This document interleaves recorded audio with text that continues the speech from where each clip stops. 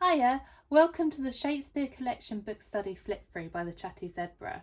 I created this because we're planning to do the Tudors in September, and I was looking for books that would go alongside it, and I suddenly thought, oh cool, Shakespeare. He is from the Tudor period, so I thought it'd go quite nicely alongside. The books that we have used are these ones by Andrew Matthews. There's a set of 16, and what I like about these is they tell the story of the play in a child-friendly fashion, so it's engaging and there's lots of images and they're just fun. My kids really love them.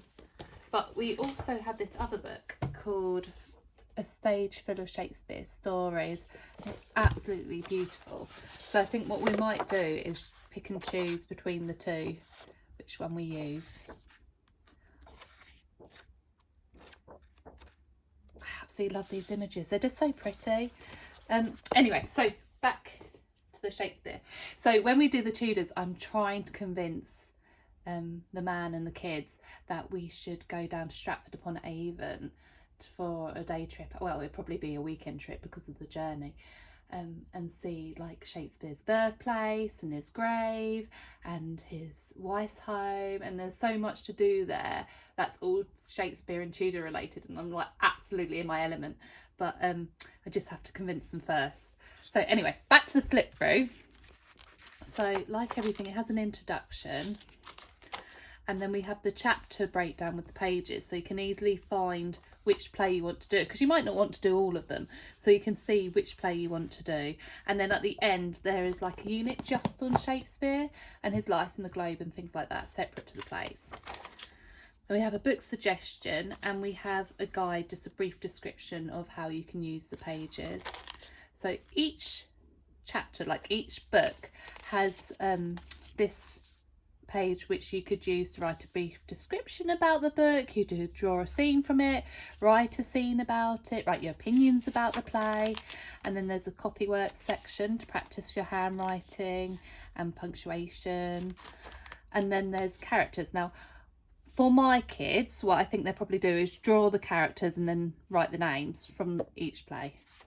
But older kids might want to write about them, like a description about them, or go more in depth into analysing their characters. And then we've got to draw a scene from the play. Or you could, if you were thinking about creating your own play, you could design a setting for the stage. Then we have a character study, and again, you can use them however you wish to use them. How I see it for mine would be like to draw the character and then maybe write some key characteristics about the character around them. But again, you could go into more depth or less depth. So we have several of those. And then we have an event storyboard where you can draw the events of the play or write about it. There's some reading comprehension questions. And then each one has an art piece that is being inspired by the play with the name artist, and a craft, which would be super fun. So again, you might, because there's quite a lot per play, you might not want to do all of them, or you might want to break them up over the year or over several years, but the formatting is pretty much the same. It's just you've got a different art piece and a different craft piece. And I've tried to vary the crafts as well, so they're not too similar. And then when there's templates, I've included the templates for you. So yeah, so there's Hamlet. And again, as you can see, it's the same layout.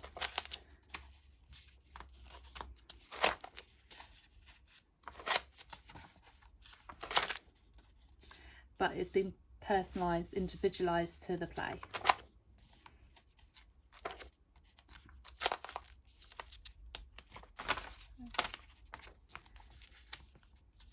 So that's the craft, and then we've got the art.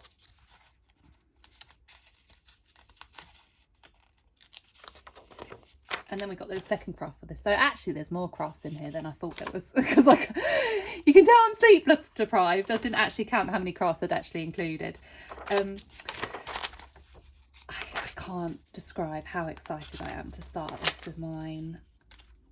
I've never actually, I'm going to admit, I've never actually watched that much of Shakespeare or been to that many plays, but like reading through the stories, like I said, I absolutely love anything history based and anything Tudor based. And oh my goodness, like reading through the plays, I just absolutely fell in love with his work, and I know mine will absolutely love it. When we've done, like, I think we did Romeo and Juliet before, and we did, I'm not sure which, we did one other, I think it was Midsummer's Night Dream, and Doodles absolutely loved it. And I just can't wait to share these other ones, especially the history ones like Henry V and Richard III. And actually that's what I meant to say, where they are the history base. So his plays is broken into comedies, tragedies and histories. And when they are based on histories, I'll show you when I get to it, I've then included worksheets to explore the history a little bit more, like the real history, so that you can then compare it with the play. So for example, with Richard III, it's very well known that Shakespeare created it for the Tudors as propaganda against the Plantagenets, and it all feeds into this war of the cousins that was going on. And if anyone's watched the documentary King in the Car Park, oh, such a good documentary, but it shows how twisted the play and our actual perceptions of Richard III and the story is to the actual reality of it, and it's really interesting. So yeah, so this one's got about harpies, so where there's a bit more in the play linked in with other things, and there's also pages to research that. So yeah, so here we are, Richard III. So we got the quote, and we got the characters and the scene and the character studies themselves.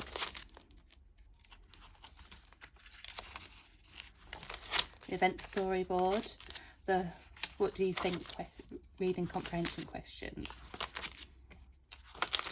and then we have about the propaganda, and looking at the idea of propaganda as well, not just the propaganda of the play, but also in context and like how it could be used today. You can explore it a lot more. And then there's a fact or fiction, so comparing the play to what is actually known about the real Richard III. Then there's a Richard III profile, so you could do some more research on him and like write what you find out. Then there's the Princes in the Tower, which I don't think mine actually know about yet. I'm really excited to explore this with them because it's their biggest like who did it ever in history, and also just such a big mystery, and I love mystery, so I think they're really going to enjoy this. And then a bit more about the Princes in the Tower. So this one is looking at the theories of who and where they went and who did it, and then this one is more about the general thing. And then this is the King in the Car Park documentary, which you can find on YouTube for free, and it's really worth watching. It's such a good documentary. And then we have the craft and the art, and then Macbeth. So we got the usual sheets.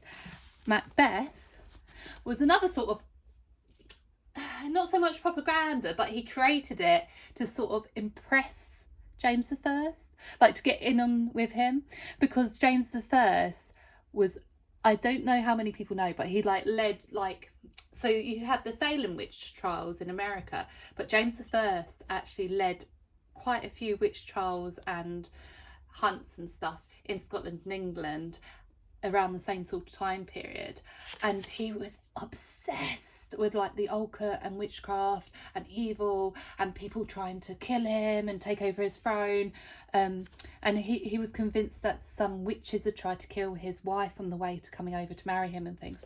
So I've included all that in this as well to look at, and just seeing how Shakespeare not so much fed into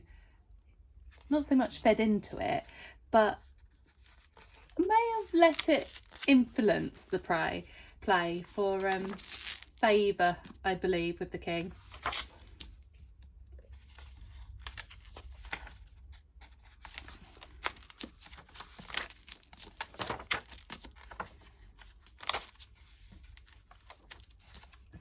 yeah, so as you can see, there is a lot of pages to choose from. There's actually 314. Wait, it's big. It didn't quite fit on the binder, comb binder.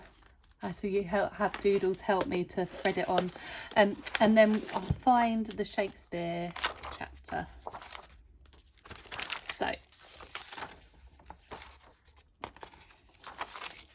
we then have the Shakespeare unit chapter. I don't know what you'd want to call it, but yes, so I've got some. So there's a general profile where people can record information they find interesting, and then a more guided one to sort of help aid research if needed. And then there's a bit about Stratford upon Avon. There's a market on the map for a little bit of geography influence. There's a timeline. Now you could either plot his life, or you could plot the plays when he was supposed to have written them, and things that affected the plays, such as the plague. And then there's the Globe Theatre with a craft. There's a Shakespeare fashion, information about the plague to record, and a play review. Now you could either do it on a live play, although at the moment with COVID I'm not sure how realistic that's going to be, but there are so many recordings of Shakespearean plays that I thought you could use the review on one of those, and a film review. So I know for a fact Romeo and Juliet there's a film adaptation, and I'm pretty sure there's probably quite a few of other ones as well, and then a story review, which I thought they could do on their favourite one of these. So it just gives them just a little more to look at and think about, and then it's more looking at them in general. So which is your favourite one, why, which one, what did you enjoy most about it, compare and contrast the language then and now. So the stories, these stories don't really use the Elizabethan language, but I will, once we've done it with mine, like read through it, we'll probably then look on Google, look on YouTube, maybe try and get a few of the original texts to compare and contrast it with, and see how much they can understand of the original language as well. And then there's famous words and sayings created by Shakespeare, breaking it down into what they considered a comedy, tragedy and history. Write a letter to Shakespeare, and then a create your own play section. And then at the end is a word search and the collector's card. So that's just a brief flick through. If anyone has any questions, please don't hesitate to contact us. And I hope you're as excited to start it as I am. I just can't wait. I'm just so excited. I might do it myself. Anyway, I hope you have a lovely day. Bye.